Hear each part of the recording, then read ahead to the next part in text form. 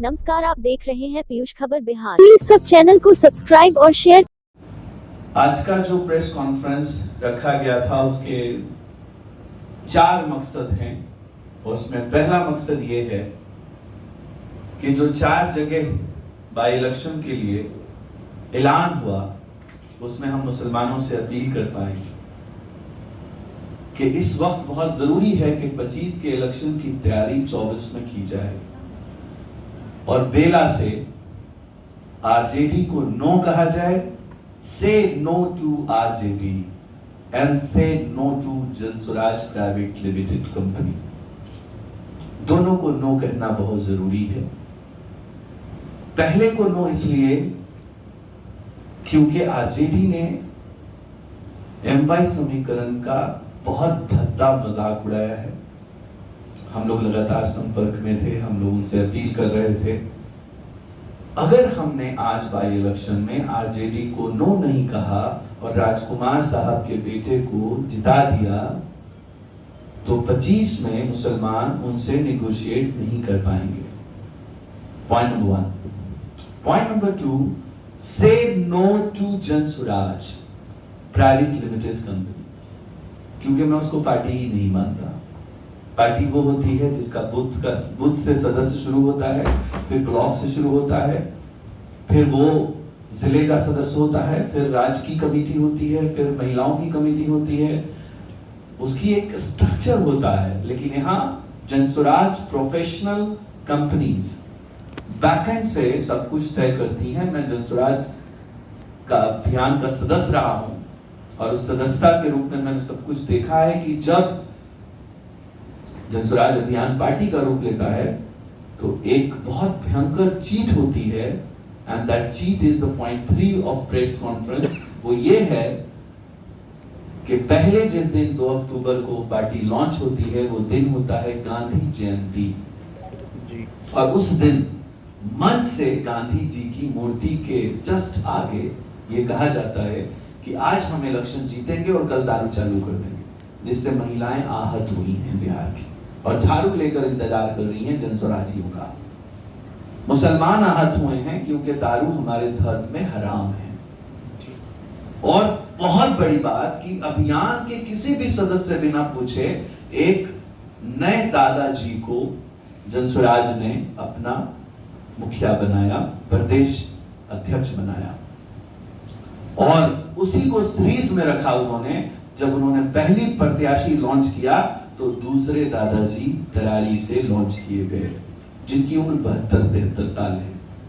Lieutenant general SK Singh को उन्होंने जब प्रदेश अध्यक्ष बनाया तो मैं सवाल आपसे पूछ रहा हूं कि जब वो 2013 में रिटायर किए तो 10 साल कहां थे सेवा, कभी तो नहीं आए गांव।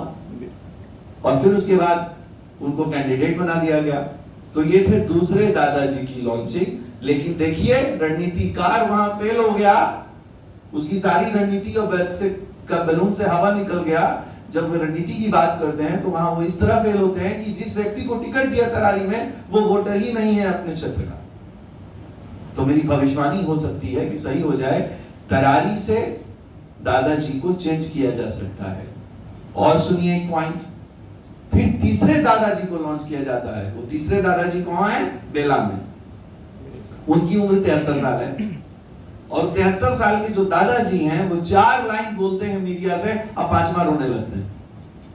विधायक बनके पदाधिकारियों को रुलाना पड़ता है काम लेने के लिए, उसको डांटना पड़ता है, डपटना पड़ता है। लेकिन हालत ये है कि जो दादाजी हमारे तीसरे हैं वो दादाजी बात बात में रो बैठते हैं, बात बात में रो बैठते हैं। और वो कई मेरे लोगों को वहां जो मेरे कार्यकर्ता हैं, जो मेरे लोग हैं, उनसे कह रहे हैं कि हमको तो जबरदस्ती लड़ाया जा रहा है, हम तो टिकट वापस करने के लिए बेचैन। तो ऐसा भी हो सकता है। इस प्रेस कॉन्फ्रेंस को याद रखेगा एक जमाना, याद जो रणनीतिकार के खिलाफ मैं बयान दे रहा हूं। मेरा सूत्र कहता है कि बेला से भी कैंडिडेट चेंज हो सकता है, जो बहुत ही भद्दा मजाक होगा बिहार के साथ। इतने बड़े रणनीतिकार अपना टिकट बांटते हैं 4 ठो, जिसमें से 2 कैंडिडेट वापस लेना पड़ता है। तो कैसी रणनीति है? धरी की धरी रही आपकी सारी रणनीति। आप क्या बिहार चलाओगे? 243 सीट कैसे बांटोगे आप, जब 4 सीट में आपको 2 कैंडिडेट 50% को रिटर्न करना पड़ा। और आखिरी पॉइंट ये है कि मुसलमानों, एक बात को समझना होगा, ये प्रेस कॉन्फ्रेंस हम किसी भी धर्म के आधार पे नहीं कर रहे हैं, जबकि हम एमवाई समीकरण के धोखे के आधार पे कर रहे हैं कि एमवाई समीकरण कहता है कि मुस्लिम यादव समीकरण इंटैक्ट है बिहार में, जो लालू जी के जमाने में बना था। लेकिन वही इंटैक्ट समीकरण में आप देखो, झारखंड की 8 सीटें आज ऐलान हुई हैं और 8 में एक भी मुसलमान नहीं। अगर आपने बेला के साथ इंसाफ नहीं किया, अगर आपने आरजेडी को नो नहीं कहा, अगर आपने जनसुराज को नो नहीं कहा, तो आपकी वसात खतरे में है 25 में। इसलिए मैं आपके से अपील करता हूं कि AMIM के जामिन अली साहब को वहां वोट देकर भारी मतों से जिताइए। और इसका कारण भी बता रहा हूं आपको, इसका कारण यह है क्यों जिताइए, उसका कारण साफ है। अगर आप उनको जिता देते हैं तो मिसाल बन जाएंगे, और अगर आप हार भी जाते हैं तो आपकी मिसाल होगी, आप निगोशिएशन के कंडीशन में रहेंगे। This is all about the press conferences. Thank you so much. Sir, आपसे जानना चाहेंगे कि आपने आज चुनाव से पहले ही परिणाम की भी बात की है जनसुराज के लिए कि 4 सीटों पे से जो उनकी करारी हार हुई। हाँ, तो क्या लगता है सर, क्या कारण मानते हैं, क्या वजह मानते हैं आप इसका? देखिए, इसके कई कारण हैं। एक तो उनके हार की जो पहली कारण है, गलत कैंडिडेट का चुनाव। पहला कैंडिडेट तरारी से जब लाए तो उसका जो प्रमोशन एक्टिविटीज था वो दिखाने के लिए था कि देखो, लेफ्टिनेंट जनरल SK सिंह जैसा व्यक्ति हमारे जनसुराज का कैंडिडेट बन गया, तो उसको ब्रांड की तरह पेश करने की कोशिश की गई। अब बाद में पता चला कि उनको कैंडिडेट को वापस लेना पड़ रहा है, तो रणनीति भी गई, नाम भी गया, कैंडिडेट भी गया। इसीलिए ज्यादा बैलून फुला कर नहीं रखना चाहिए। झूठ का बैलून ज्यादा दिन नहीं फूटेगा, एक दिन वो तो नहीं चलेगा। तो एक कारण यह है। दूसरा कारण कि जो बेला से टिकट मिला, जिस व्यक्ति को बेला से उन्होंने टिकट दिया, वो व्यक्ति खुद टिकट लेके भागता चल रहा है कि हमको थोड़े दिए, हम तो भाई साहब रो रो के वो कह रहे हैं कि हमको कहां फंसा दिए, हम इस काम में हम इस काम के लिए बने नहीं। तो जब आपका जिसको आप कैंडिडेट दिए हैं वो मीडिया के सामने 4 बात पर रो रहा, आप मीडिया पे देख लीजिए जाके, तो वो कैसे नहीं कुछ, ये नहीं दूसरा कैंडिडेट। और तीसरे और चौथे कैंडिडेट के बारे में जमानत भी नहीं बचा पाएंगे वो।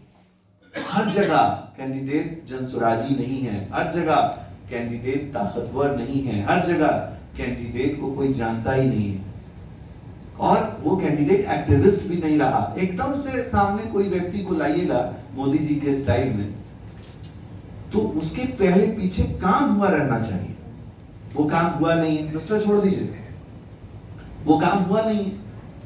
तो इसीलिए मैं आपसे कह रहा हूं कि काम होने के बाद कैडर जब बन जाता है, जमीन लेवल पे आपके बहुत मजबूत कार्यकर्ता रहते हैं, तब ये सब आप करते हैं तो चलेगा। लेकिन आज आपकी पार्टी जन्म ली है और आपको गांव में कोई जानता नहीं। यहाँ पे कई महिलाएं बैठी हैं, कई गांव से आए हैं, पूछ लीजिए किसी से कि उनको जानते हैं जनसुराज के सूत्रधार नेता कौन है, डेमो ले लीजिए आप, कई जगहों से आए हैं, देख लीजिए, जिला के कई हिस्सों से। चुनाव के मद्देनजर आप बिहार की जनता से क्या कुछ कहना चाहिए? मैं चुनाव के मद्देनजर आंख खोल के फैसले के लिए कह रहा हूं, पहला कि मैं जाति और धर्म से ऊपर उठ के बच्चों को पढ़ाने का काम करता हूं। मैं कह रहा हूं कि जिस जगह जो सबसे बेहतर कैंडिडेट है, समाज के हित में है, गुंडा नहीं है, मवाली नहीं है, उसको आप जिताइए, जो काम कर सकता है आपके क्षेत्र में। और मैं अपने सर्वे के हिसाब से 1 सीट की अपील कर रहा हूं। क्यों मैं तीनों की नहीं कर रहा हूं? क्योंकि मैंने तीनों का कैंडिडेट का सर्वे नहीं कराया है, क्योंकि मैं एक ही मगज से आपसे अपील कर रहा हूं। लेकिन 3 कैंडिडेट जो इन्होंने दिए हैं, उस पर 6000 लोगों से हमने एक सर्वे कराया है संकल्प प्रोग्राम के तहत, उसमें ये तीनों जगह आ रहे हैं। व्यक्तिगत तौर पे आपसे जानना चाहेंगे कि क्या शराबबंदी जो है वो हटना चाहिए नहीं? शराबबंदी कभी भी हमारे बिहार के लिए अच्छा है कि बंदी है। हमारे यहाँ बड़ी समस्याएं थी, हमारे यहाँ बेरोजगारी है, हमारे यहाँ गुर्बत है, हमारे यहाँ जो लोग हैं वो, आपको मैं शादियों की हालत बताता हूँ कि दरवाजा लग रहा है तो लग ही रहा है, वो 4 बज गया नाचते नाचते। आज उन सबों से हम लोगों को राहत है। हम लोगों के यहाँ जो लोग शराब पी रहे हैं वो कम से कम डर से नाटक करने के लिए रोड पे नहीं आ रहे हैं। महिलाएं सुरक्षित हैं, वो अपने घर में खुश हैं। तो हम लोग नहीं चाहते कि शराब चालू। लगता है कि शराबबंदी पूर्ण रूप से यहाँ बिहार में लागू है। That is the subject of law and order. आपको पहले समझना होगा इस दोनों एक्ट को। कुछ जिम्मेदारी समाज की है और कुछ जिम्मेदारी कानून की है। जब कोई इम्प्लीमेंट होता है तो एग्जीक्यूशन समाज का भी हक है। जरूरी है कि आप इस बात को समझें। कानून बन गया तो कम से कम आप जितना तो डर रहा है ना कि आप दारू पी करके कोई आपसे झगड़ा रोड पे नहीं करेगा। क्यों? क्योंकि आप उसको एक ही मिनट में अंदर करवा दीजिएगा। इस डर से वो रोड पे तो नहीं आ रहा है। वो पी भी रहा है तो छुप छुपा के पी रहा है। इसलिए आपको ये बात समझनी होगी कि कुछ काम आपका है, कुछ काम सरकार का है। दारू पूरी तरह से बंदी नहीं है तो सिर्फ वही लोग खोज पा रहे हैं ना जिनको दारू से बुरा लगाव है। आमतौर से किसी शॉप पे दारू तो मिल नहीं है तो सिर्फ वही लोग उसके शिकार बन रहे हैं। यानी कुल मिलाकर यहाँ बंदी नहीं, इस बात को मानते हैं।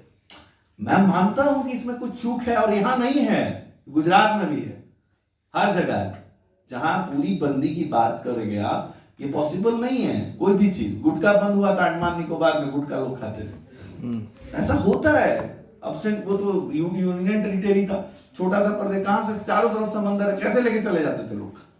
ये चीजें रहेंगी, लेकिन कानून को व्यवस्थित करना एक डिफरेंट टॉपिक है और पूरी तरह से शराब को खुलेआम बाजार में खोल देना एक डिफरेंट टॉपिक है। Thank you.